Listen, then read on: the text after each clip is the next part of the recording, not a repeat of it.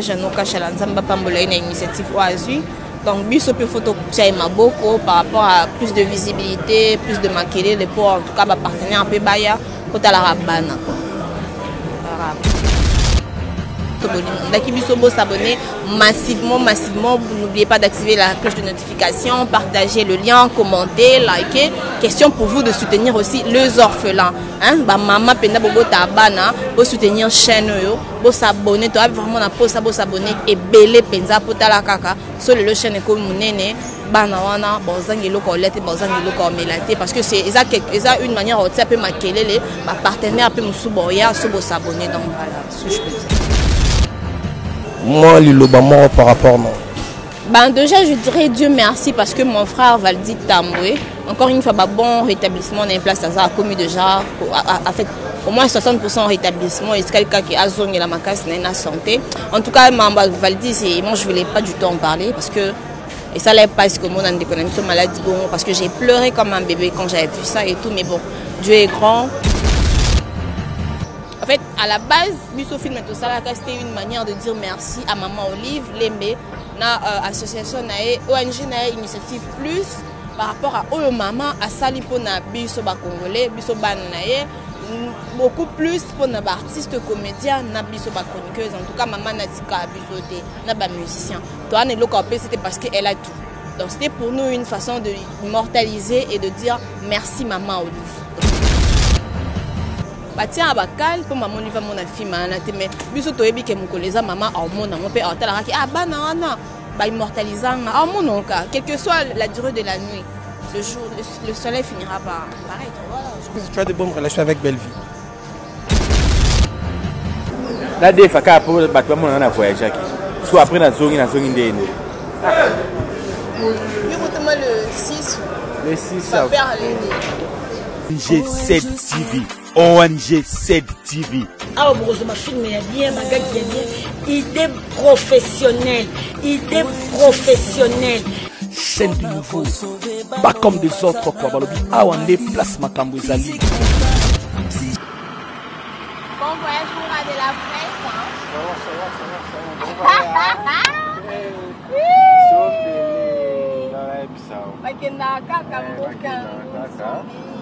Donc, s'il te plaît, il y a une montée, na simi c'est pas mon tout gâté, hein. Je vais habiter. Oh, ya. Oh, pour notre trafiquer comme kill. Aussi, monsieur, ali ko na mo ba c'est le ça acte de vente na Kinshasa. Ya ko ça acte de vente pesa mutaba tumbo na ya c'est là. Eh te o ya na lobby kate. Oti na ke aussi ça mutuba euro. Na ke o ya ba ke na kate. É que fête anniversaire. Garçon aussi, Nzambe, mon balazon en casse. Non, mais dans ma tavia nyongote, non, ma pas vieux pour la complexe à montiter. Voilà. Alors ça la complexité pour la que ma tavia a prouvé qu'à montiter na mataki. Voilà. La matavia c'est comme tant na yo. Tant au porté. Na va faire la loba. Mais na loba awate. Tu loba ka rendez-vous na sommet. Rendez-vous na sommet. Awate. Ah. Ah. Sommet. Ya awate. Ah, tu le belo. Sommet na likap.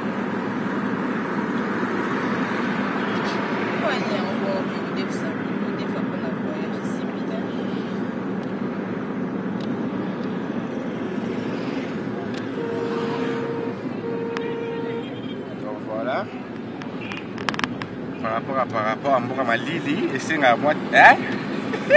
Les deux pépiches sont à bout de bêta qui est. Pour la vie qui est bien, on va sonner, sonner, on va. Oh, télé, on bout de bêta, là, tu as climat la biseau.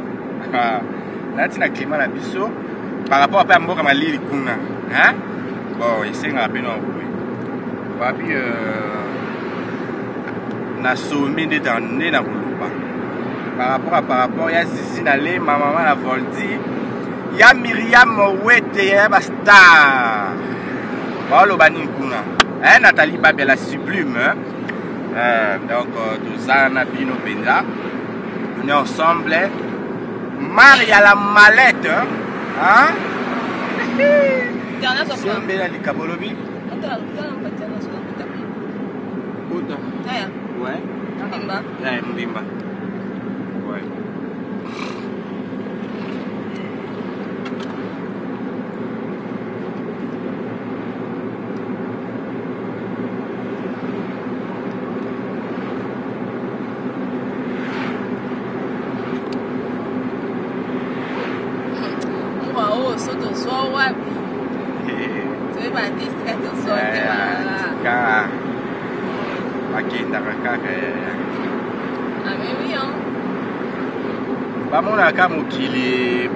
Par rapport, donc voilà.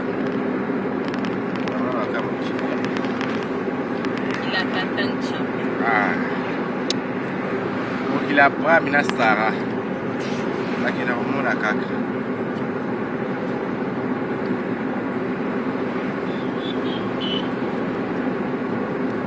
Mais les hommes bouteilles, j'ai ça des félicitations qui chassent ça. Tant bien.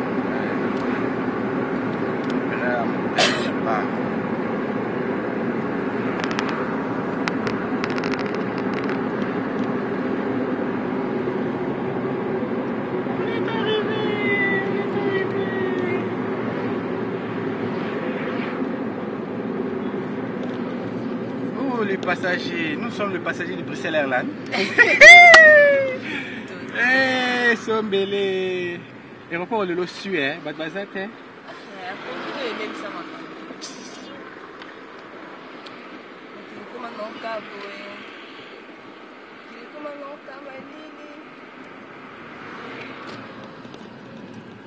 Ah, merveille, il fallait que tu continues la suite.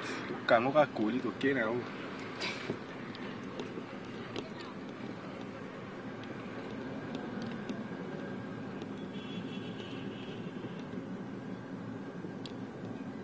On a un petit pan téléphone. De les assurances. C'est vrai. Côté.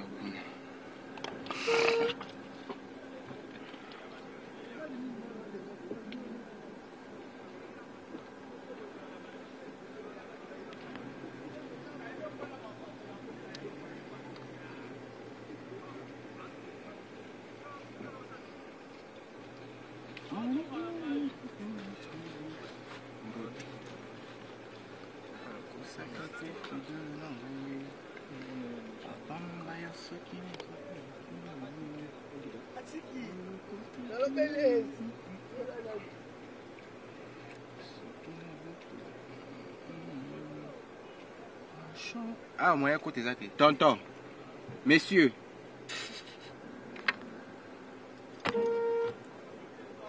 Eh, Jimania. Oh, Fumane, c'est Bako Tako. Oh, Fumulet. Fumulet. Fumulet. Fumane, tu parles. Bonjour. Toyebi déjà Fongola. Nakisha c'est leur fait les Arabes. Et c'est na Congo et leur fait les Arabes. Toyebi tu es papa oh. Toya boni boy ko papa ngom manki bat pour la 5000 francs. Eh. Là on a bambé $500 la minute.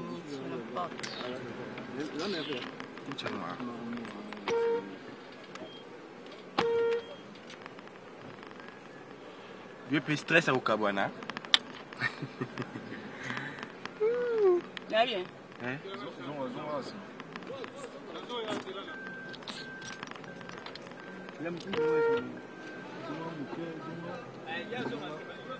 Ok. Voilà, merci beaucoup fidèle internaute abonné de l'NG7 TV. En tout cas, toi vraiment, vous êtes tellement très nombreux en train de nous suivre. Puis vous continuez, qu'à s'abonner. Et ça abisso vraiment bien. Bonjour, bonsoir, ça dépend de l'heure à laquelle vous allez nous suivre. Vraiment, c'est votre Isaac Louchikou toujours à la présentation. Et un grand merci comme ça à celui qu'on appelle Jano Kachala.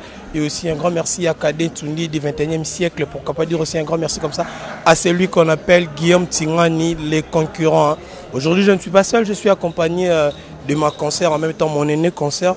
Et elle s'appelle Grace Témo, la star, passeport rouge, bac célèbre, Combonian Soirna. C'est avec elle que nous allons devoir nous entretenir tout au long de cette émission. Bonjour la star. Bonjour papa, bonjour Nababone, de partout. Des big dédicaces à papa Jano Kachala. Donc, Bambo Téné, place à Voilà, et la star, par rapport à la santé, est-ce que comment tu vois, comment la santé, ça va ou moi, bah, anomalie peut-être? Donc voilà, santé, ça va, Dieu fait grâce. Voilà, Dieu fait grâce en tout cas. Tout le monde va comprendre déjà place Nintozali, hein, parce qu'on ne peut pas masquer, on comprend place Nintozali. Tout ça, ah non, pour en grâce. Non, parce que je voyage. Il fallait tout ça, même émission hier, non? Tellement que j'étais busy hier, nous avons tenté, on a voyagé avant midi. On a profiter de tout ça.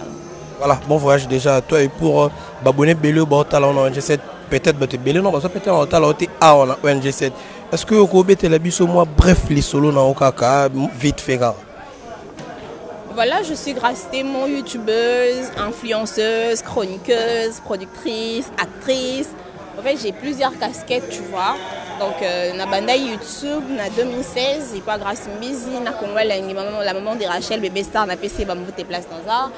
Après, wana, na Kendaki, Congo World, des pas de lait champagne. Après, na Kendali, Sangaba, na Congo, pas boire Chiringando.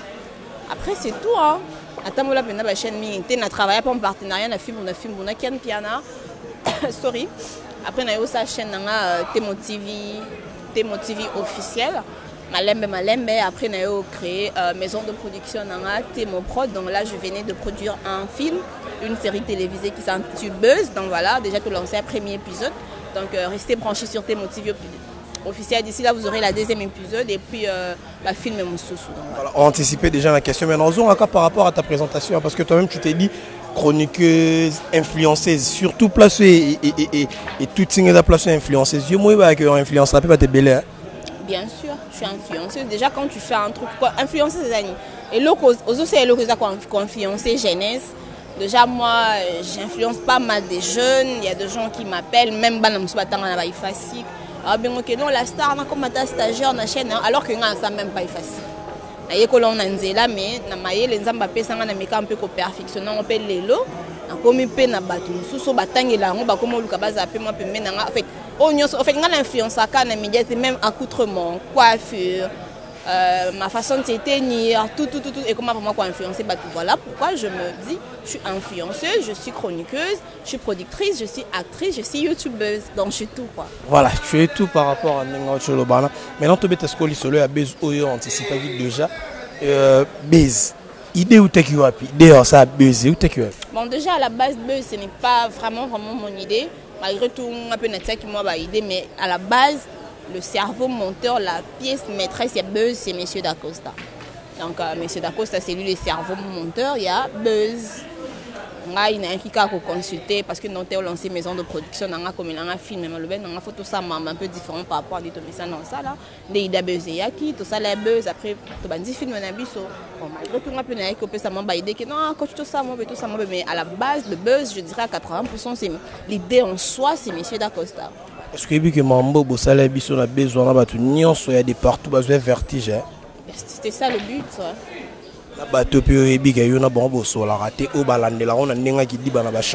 Bien sûr, c'était ça le but.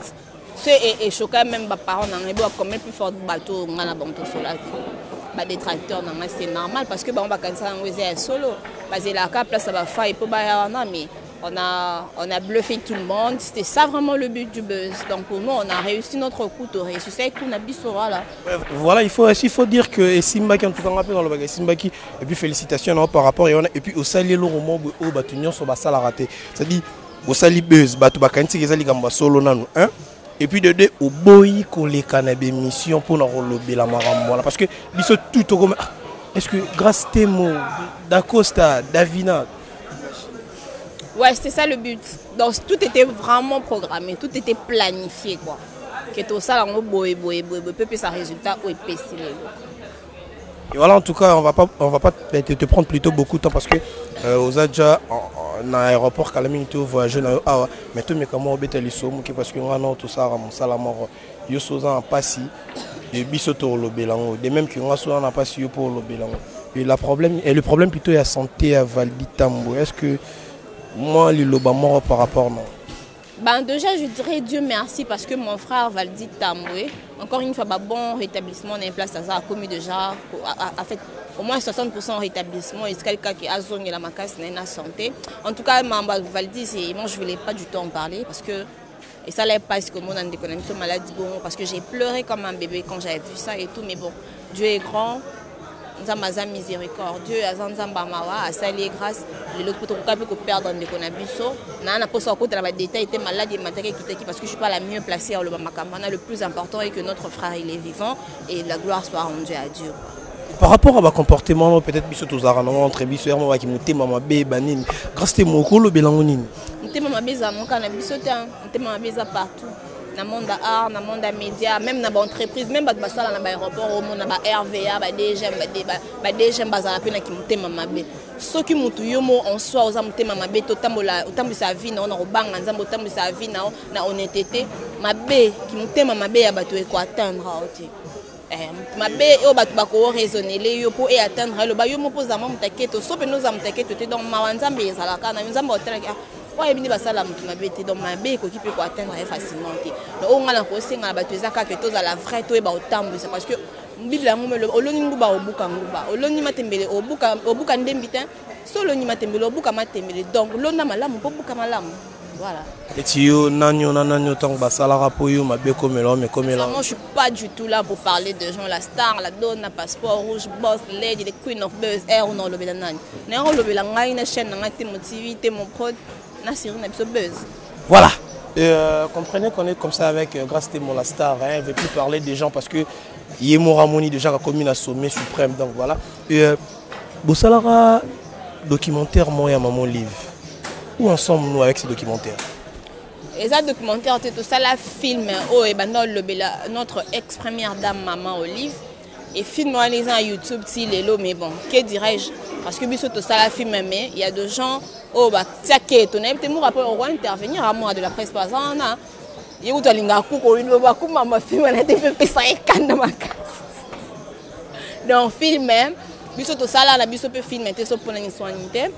En fait, à la base, Biso Film tout ça, c'était une manière de dire merci à Maman Olive, Lembe, na association nae, ONG nae, Initiative Plus, par rapport à Oyo Maman, à Salipo na Biso ba Congolais, Biso ban nae, beaucoup plus pour na artistes comédiens, na Biso ba chroniqueuse, en tout cas Maman Natika Biso te, na ba musicien. Toi, ne l'occuper, c'était parce qu'elle a tout.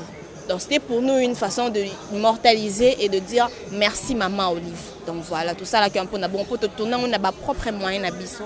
Bon on a biso à passer, tout ça ça bon on a biso de te tourner un film. On a tous zoa ta aide bien montuté. Donc voilà. Et puis Maman Olive na souka bimi ça va. Batia bakal. Batia bakal pour Maman Olive mon film na te mais biso to yebi ke mon koleza maman au monde mon père atala ki ah bana na ba immortalisant ah mon onka quelle que soit la durée de la nuit.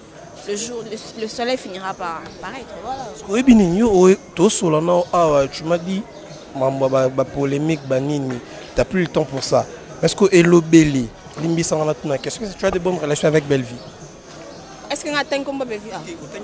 Non, on ne fait pas l'émission, on ne fait pas une émission pour tourner pour citer les noms de gens. Bellevue a Maman Olive. Peut-être que Azam Moko ya Banzela canal. Surtout Bazar Pemé na Maman Olive, Bellevue Bazar Pemé na Maman Olive. Non, bah on a mis Sylvie Bongo, Bazar Pemé na Maman Olive. Basé Beleza ka Bellevue. Bella c'est ma soeur, on se parle très bien, on a des très bonnes relations. On a le bon visé mon tout est na lobby car en général, nous en apprenons na Bellevue par rapport à quoi? Même pas c'est amko na musika, donc trop la télé. Donc quand je parle, je suis pas en train de viser qui que ce soit. J'assume mes propos. Mais dans le lobby bas, dans le lobby bas, si nous avons personne s'adresser dans notre banc, on comment monter. Banc comment monter. Si nous s'adresser dans merveille, on peut nous baquer, mais enfin, on peut tirer la biso baka pour s'en loter. Parce que j'assume mes propos. Quand je parle de bas, je parle en général. Voilà. Parce que Bellevue n'est pas la seule fille où elle a la première maman. Et puis Bellevue a ça la politique. Voilà. Voilà, tu vas comprendre qu'avec elle, ça se passe toujours comme ça. Et nous allons tourner un peu la page. ONG Sedi Papa Jano Kachala, Oazolanda Bisopea. Initiative ou idée, il y a la ONG, le rôle à cette douane. Tu trouves ça comment? Ouais, c'est bien. C'est pour la banane, non? Ouais, ça va la France. Donc voilà, ONG Salano qui est local. En tout cas, Papa Jano Kachala, Nzamba Pambola, une initiative OASU. Donc, Biso peut photo beaucoup par rapport à plus de visibilité, plus de maquiller, les pour en tout cas, partenaire un peu baya pour la rabana. En tout cas, ONG Zapé va projet, je crois dans quelques. Je suis en train de travailler sur ça aussi. Dans quelques semaines ici, je vais lancer aussi officiellement mon ONG. Voilà pour enfants vulnérables, femmes maraîchères, voilà. Dans quelques semaines, au lancer truc non ONG, mais yo zala arrêté. Star, où ça biso gouverner? Attendez, on voyage juste pour quelques jours, 6 jours. On habite dans quelques semaines. Quand je parle de quelques semaines, ça fait déjà en quelque sorte plusieurs semaines. Voilà, en tout cas, nous sommes pratiquement arrivés à la fin avec la star grâce tes mots. Je sais pas ton dernier mot par rapport à ton passage dans l'émission Nabiso. Donc voilà, merci beaucoup à toi, merci beaucoup à papa Jano Kachalane, vous pensez à Lilo. Donc voilà, on est ensemble, je suis vraiment là. À chaque fois vous aurez besoin de moi, surtout pour les enfants, surtout pour les orphelins. Je suis toujours ouverte pour rendre un service si c'est là et aux ala important. Donc voilà, merci beaucoup à la grande équipe technique, merci à Merveille Mompouya, merci à Bakouna Soboli. Dakibisobo s'abonner massivement. N'oubliez pas d'activer la cloche de notification, partager le lien, commenter, liker. Question pour vous de soutenir aussi les orphelins. Maman Penda Bobo Tabana, pour soutenir chaîne, pour s'abonner, tu as vraiment la pause pour s'abonner et belé Penza pour la kaka sur le chaîne comme Mounene. Banawana, Bonzangelo Colette, Bonzangelo Cormelate, parce que c'est une manière de faire les partenaires peu Moussouboya, Sobo s'abonner. Donc voilà ce que je peux dire. Voilà, un grand merci à toi, un grand merci aussi à toutes les personnes qui nous ont suivis, et aussi un grand merci à Merveille Mampouya derrière la caméra, et aussi à Ginola Massampo. En tout cas, un grand merci à Batunyo. Vous continuez toujours à s'abonner à ONG7 Télévision et ça la biso énormément plaisir.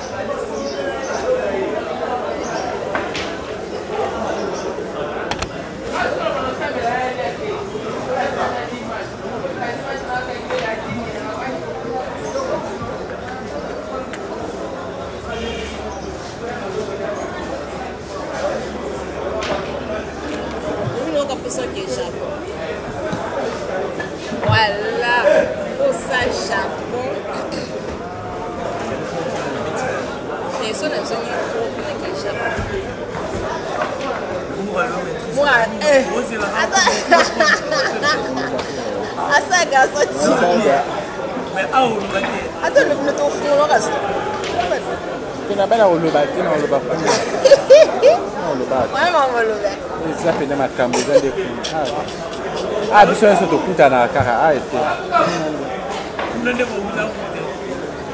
kuna nene yabine ya koloba kitoko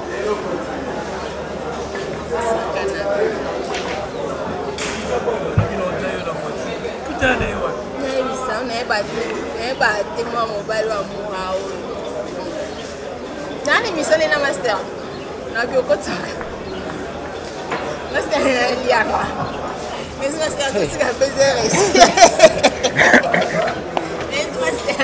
tu as besoin respirer là après maintenant attendre non ça tourne OK ça n'est pas pour l'émission kuna encore oui chauffer pompe ya émission na koti na 12h na 13h et koti 14h 15h dans Hollande dans YouTube mikolo fra bon ça d'ailleurs bon dans la fin du mois pour Aola paye moi moi nous fantastique. Une heure après émission, et si la télé ça là ma musique bien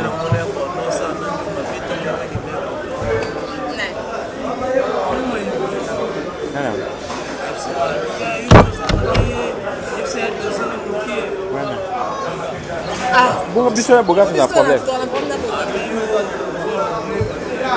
un problème là c'est un problème moi la papa est Hervé moi la papa même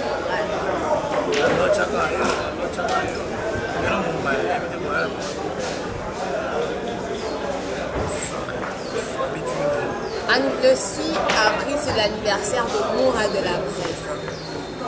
Hein? À Botamada. Quelques jours. Ah, ça m'a bébé va finir la catégorie. Tout le monde est en fin, on a été pris en Botam. Bébé va finir. Et puis, tu as les membres. La fin, on a fait. La fin, on a fait. Comme acteur. Donc, mon métier, c'est de permettre les sites à vie. Puis, ça va trop. Et quoi, on a eu pour des filles. Banque Lambert. Intérêt comme Sina defaka remutu ke kene na acte de vente. C'est ça ngene. Na defate ya wona ça complexe ça. Il y a 2 gens oh bah les singa franchement na zalane na defaka pour batwa mona na voyage aquí. Soit après la zone indéne. Le 6. Le 6 ça perd les dés. Père. Ah, perd les dés. Là, je suis sommé dans le camo et les petits tellement qui. Perd les dés, les 6. Là, sommé, t'es. Père a botté le 2 avril, Mourada. Sommé.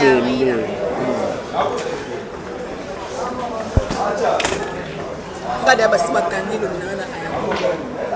Mon patient, mais c'est où? Papa. N'est-ce que ça perd ma vie? N'est-ce que tu as perdu ma vie? Comment on a gagné ma vie? Comment on a gagné ma vie? Papa, il y a un caribou.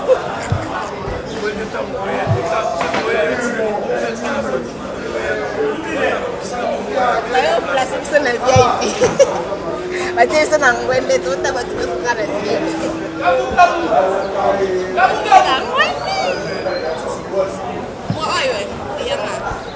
Covid et commissaire de Soka,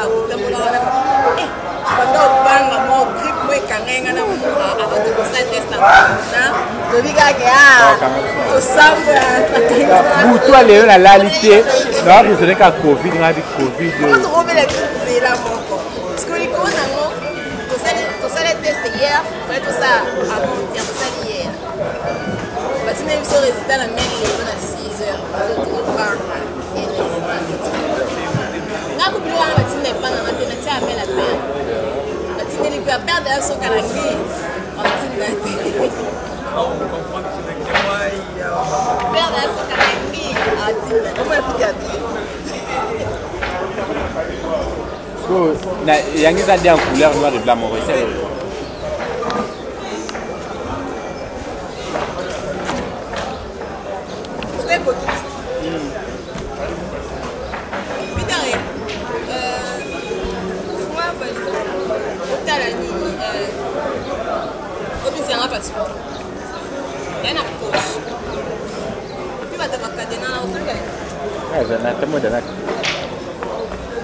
Wala funga dulu.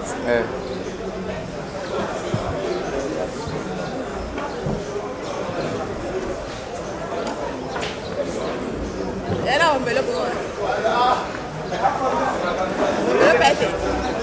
Sí, ya te sé que está palito. Muna ke ona tongo. Oka unga etikala ina ndaku kola kit. Ya. Eu vou pegar aí ele na moto.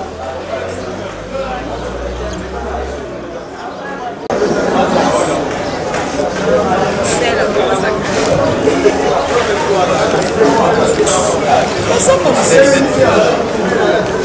5.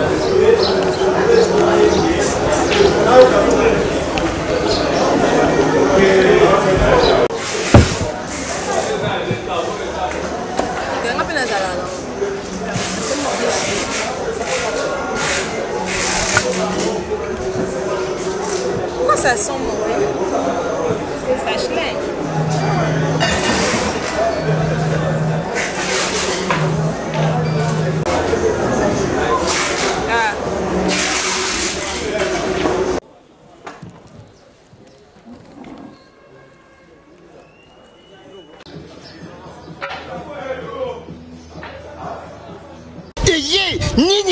ONG 5 TV. Chaîne YouTube ONG7, Babi ONG7, chaîne Yassika. ONG7 TV, ONG7 TV. Ah, bon, ma film est bien, ma gag est bien. Idée professionnelle. Chaîne du nouveau, pas comme des autres quoi, Balobi. Ah, on est place Makambouezali.